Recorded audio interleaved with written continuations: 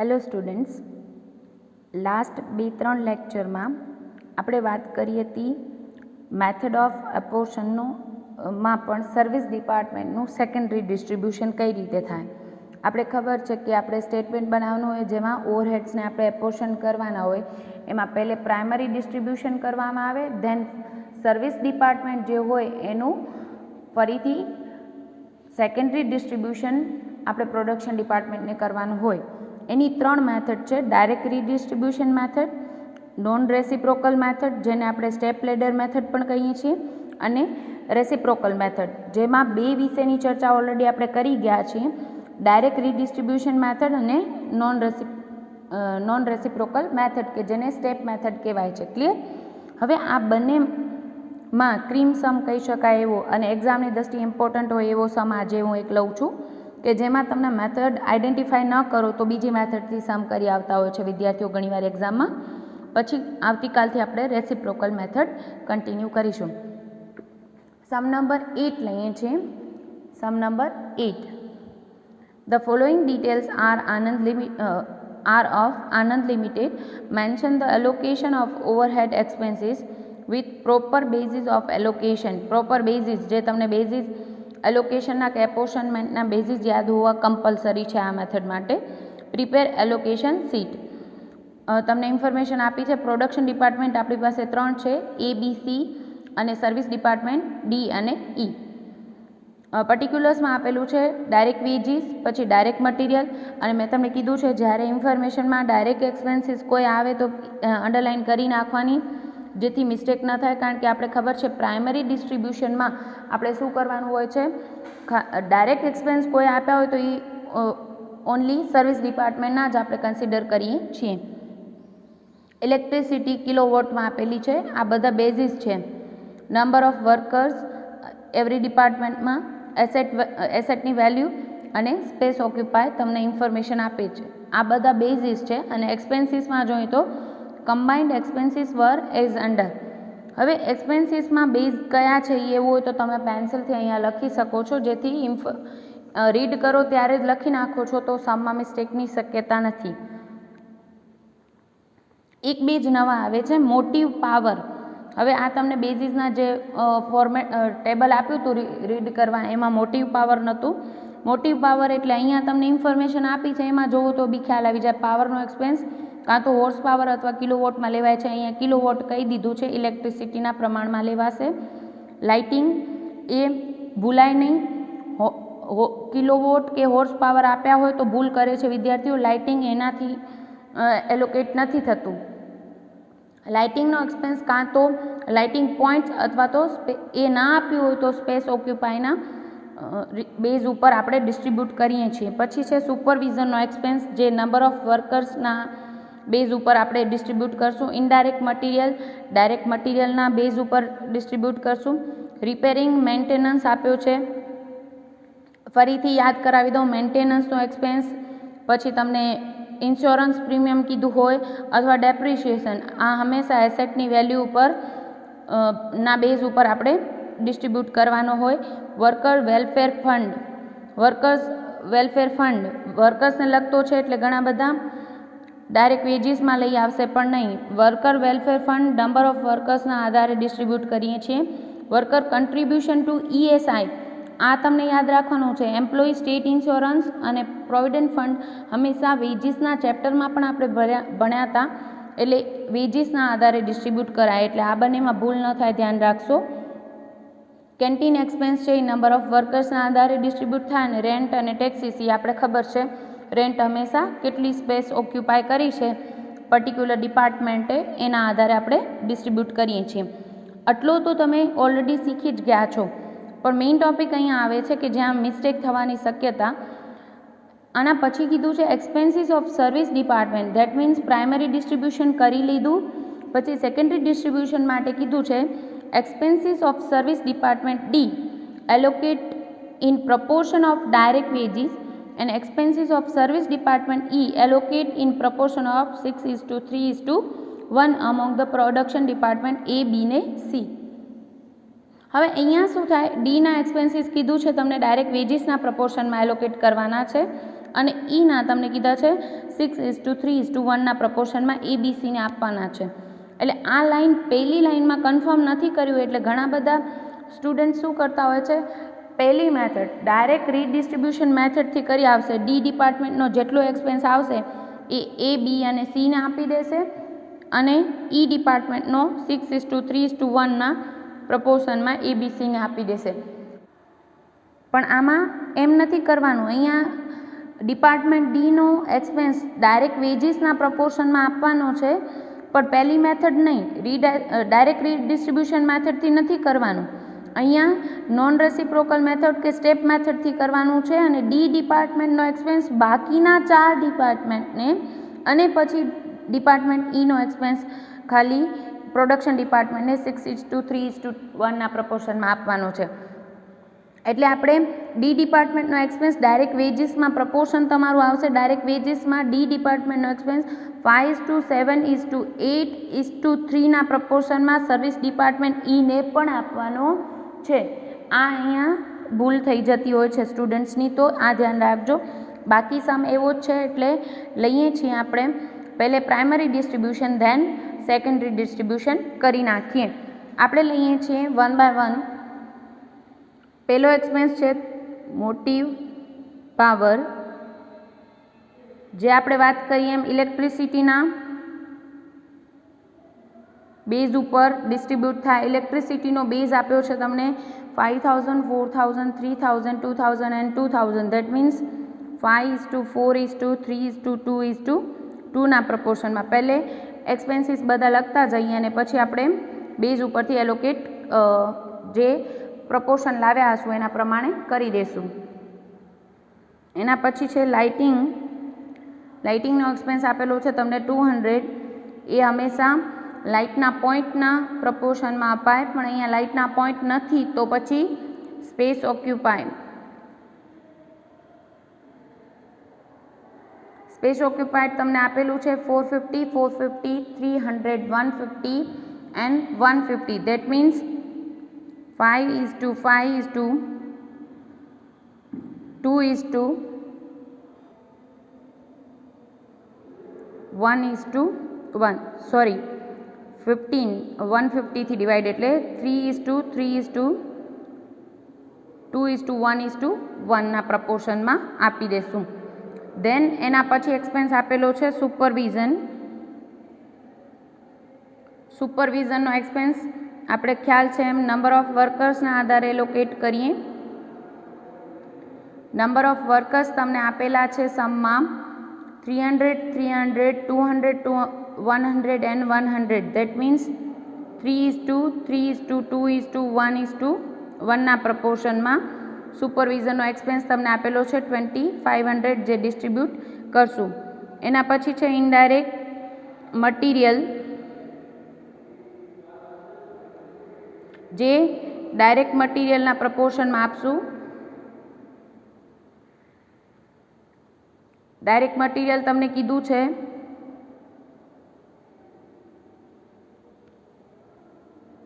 સમમાં આપ્યું છે 3000, 4000, 4000, 2000 and 2000. That means 3:4:2:2 પ્રપોર્શનમાં. એના પછી રિપેરિંગ અને મેન્ટેનન્સ આપ્યું છે. રિપેરિંગ અને મેન્ટેનન્સ એસેટની વેલ્યુના પ્રમાણમાં ડિસ્ટ્રીબ્યુટ કરાય. એસેટ વેલ્યુ આપી છે 75,000, 50,000, 25,000, 15,000 અને 10,000. એટલે તમારું પ્રપોર્શન આવશે અહીં આપ્યું છે 3500. એટલે તમારું પ્રપોર્શન થશે 5000 થી ડિવાઈડ કરીએ તો આપણે મળશે 15, 10:5:3:2. 5000 થી ડિવાઈડ કરી શકશું એટલે પ્રપોર્શન મળી જશે. ધેન આપ્યું છે વર્કર્સ, વેલફેર એક્સપેન્સ, જે બુલાઈની નંબર ઓફ વર્કર્સના આધારે ડિસ્ટ્રીબ્યુટ કરવામાં આવે છે, નહીં કે ડાયરેક્ટ વેજીસના પ્રપોર્શનમાં. આમાં ભૂલ થતી હોય છે એટલે આ ધ્યાન રાખશો. નંબર ઓફ વર્કર્સ આપણે હમણાં જ લીધું હતું, એઝ ઇટ ઇઝ લખી નાખશું 3:3:2:1:1 પ્રપોર્શનમાં. Then workers contribution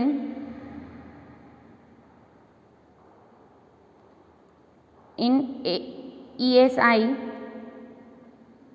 એ તમને યાદ છે એ પ્રમાણે ડાયરેક્ટ વેજીસના પ્રપોર્શનમાં ડિસ્ટ્રીબ્યુટ કરશું 1250 અને ડાયરેક્ટ વેજીસ પ્રપોર્શન છે તમારું 5000, 7000, 8000, 2000 એન્ડ 3000. That means 5:7:8:2:3.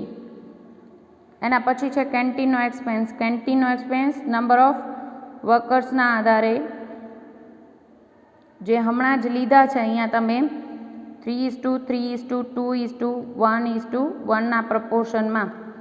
અને કેન્ટીનનો એક્સપેન્સ ટોટલ આપેલો છે આપણે 300. એના પછી લઈએ છીએ આપણે રેન્ટ. રેન્ટ આપેલો છે ટોટલ 500 ને આપણે યાદ છે એમ રેન્ટ એન્ડ ટેક્સીસ છે.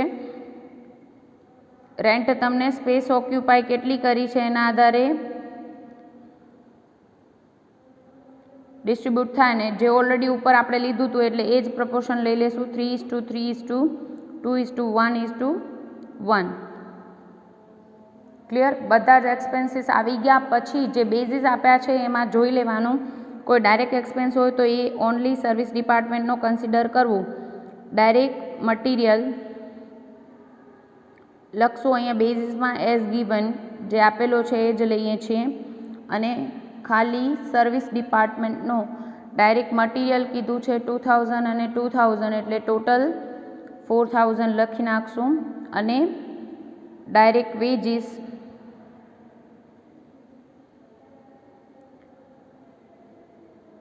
સર્વિસ ડિપાર્ટમેન્ટ ડી અને ઈની તમને આપી છે 2000 અને 3000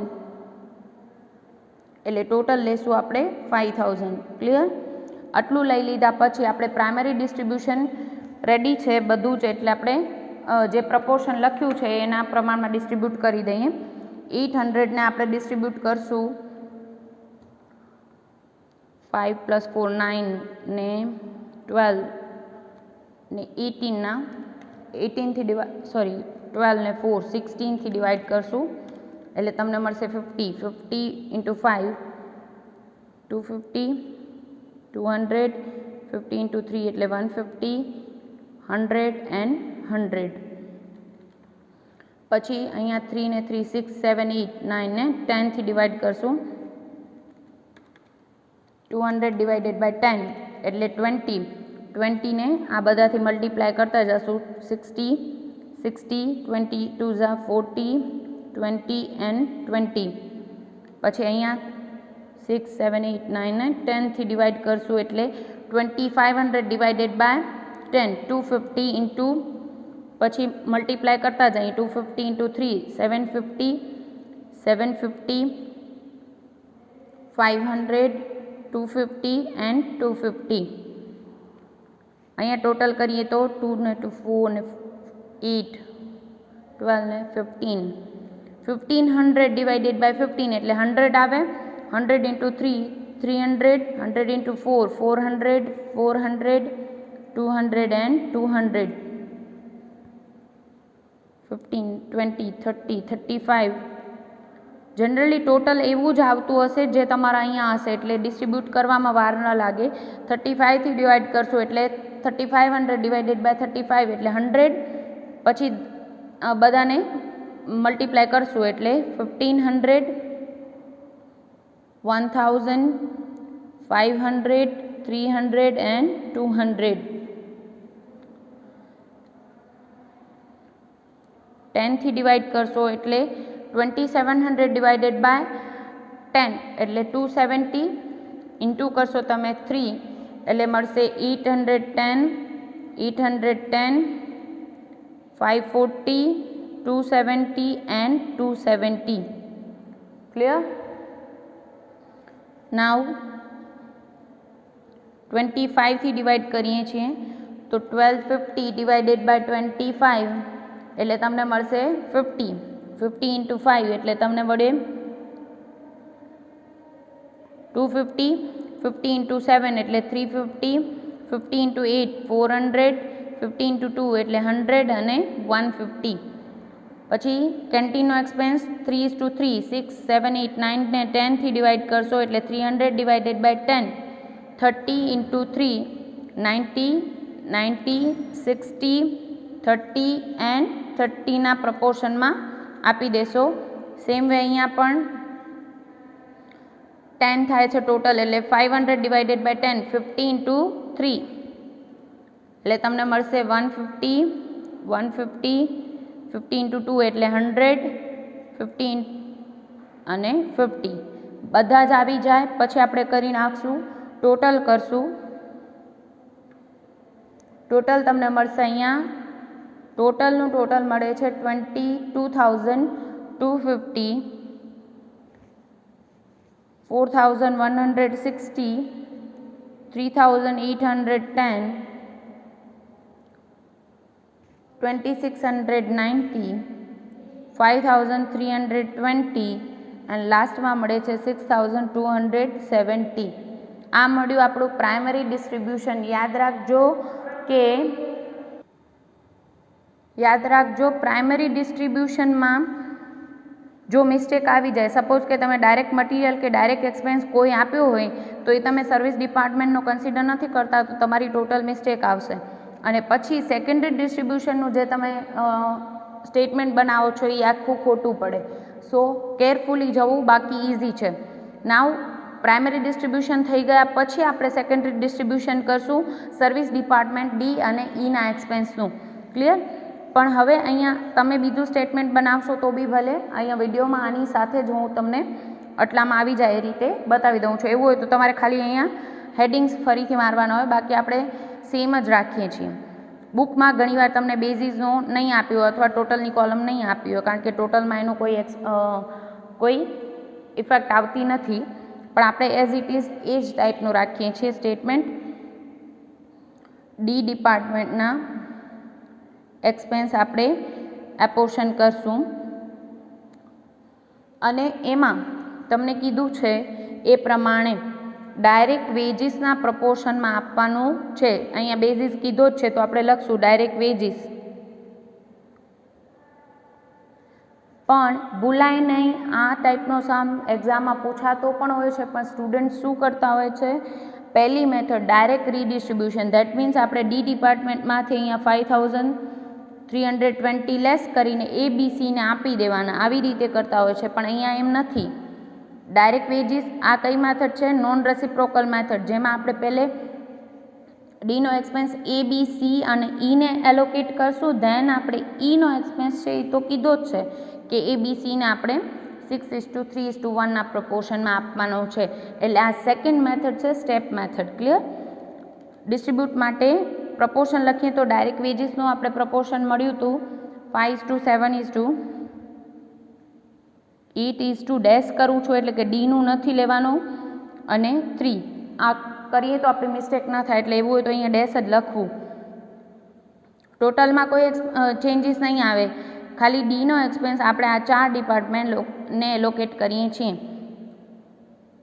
15 ને 18 આવે છે ટોટલ. આપણે કરીએ 5,320 ડિવાઇડેડ બાય 18 ઇન્ટુ 5 એટલે તમને મળશે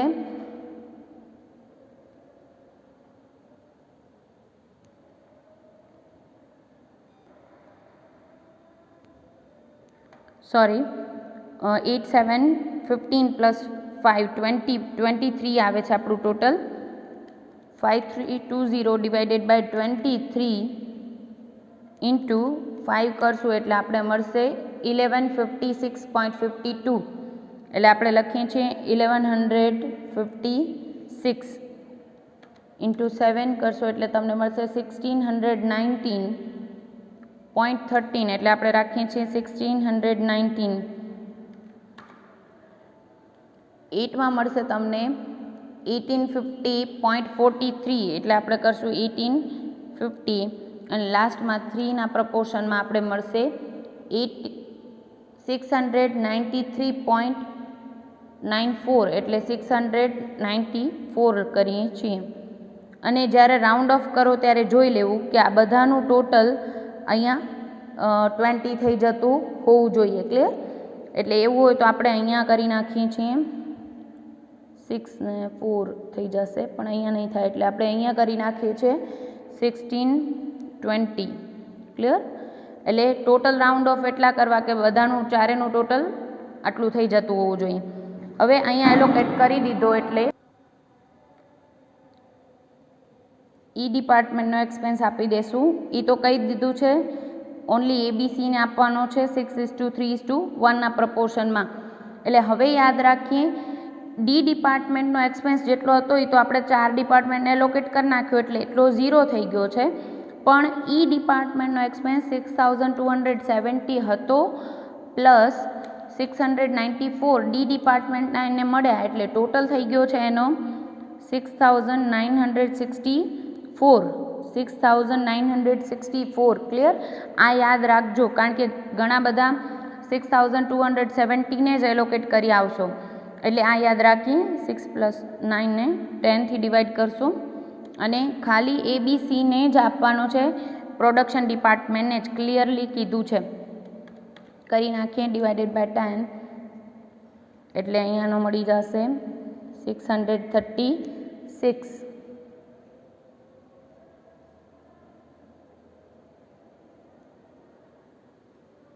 ઓકે સોરી 696.4 આવશે.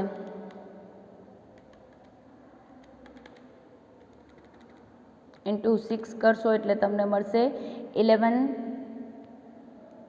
4178.4 આવે છે એટલે 4178 કન્સિડર કરશું અને 2089.2 આવે છે એટલે 2089 કરશું અને જોઈ લેવાનું છેલ્લે કે આ બધાનું ટોટલ એટલું થાય છે કે નહીં. 8 + 9 એટલે 17 + 6 ટોટલ અહીંયા 6963 થાય છે એટલે આપણે આને રાઉન્ડ ઓફ કરી નાખીએ 697 કરી નાખીએ છીએ. છેવટે આ ત્રણેયનું ટોટલ એટલું થાય છે કે નહીં ચેક કરી લેવું. હવે ડિસ્ટ્રીબ્યુટ થઈ ગયું એટલે ટોટલ કરી દઈએ છીએ. ટોટલમાં કોઈ ચેન્જ નહીં, કારણ કે આ બંને ઇફેક્ટ એક ડિપાર્ટમેન્ટના એક્સપેન્સ બીજા ડિપાર્ટમેન્ટમાં ગયા છે, ટોટલમાં કોઈ ફરક નથી. એટલે જેટલું હતું 22,250 લેશું. અહીંયા ટોટલ કરીએ છીએ 4160 પ્લસ 1156 પ્લસ 4178 એટલે તમને મળશે 9494. 3810 પ્લસ 1620 પ્લસ 2089 એટલે તમને મળશે 7519. 2690 પ્લસ 1850 પ્લસ 697 કરશો એટલે તમને મળશે 5237 5237 અને ડી અને ઈ ડિપાર્ટમેન્ટના કોઈ એક્સપેન્સ નથી. આ ખાસ યાદ રાખજો. આ અહીંયા ભૂલ થતી હોય છે. ડી ડિપાર્ટમેન્ટમાં પહેલી મેથડ નથી, સેકન્ડ મેથડનો સમ છે એ આઈડેન્ટિફાઈ થવું જરૂરી છે, અધરવાઇઝ મિસ્ટેક થઈ શકે.